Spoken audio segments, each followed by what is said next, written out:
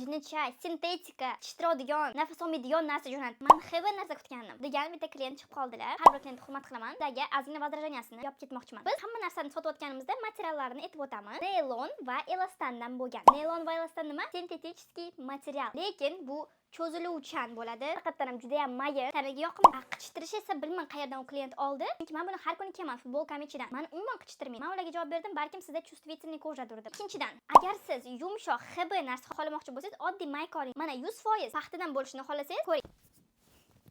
Mana shunaqa holatda tanangiz bo'ladi. Ko'kragingiz lifchiksiz ushlanmaydi. Men hozir lifchik kiyib olganman. Qorningiz shu bo'yicha turadi, chashqa qilmaydi. Ana endi sintetik materialdan bo'lgan narsani ko'rsaman, qanaqa turish kerakligini. Mana ko'rsalar bo'ladi, qanchalik tortib turibdi. Xuddi shunaqa utashkasi uchun, ko'kragingiz lifchiksiz yaxshi ushlashi uchun sintetik mahsulot qo'shilishi kerak qizlar. Sizlarni bitta ko'ringlar, farqi bormi? Mana do и после. Farqni ko'ryapsizlarmi?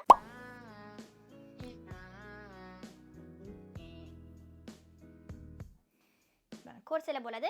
Shunaqa effekt uchun sintetika qo'shiladi. Lekin bu tirmaydi, tanaga yoqimli va maza qilib yengil olib yurasiz bo'zi kiyganingizdan keyin. Farqi просто на глаз. Siz buni tanlagan bo'larmidingiz yo buni?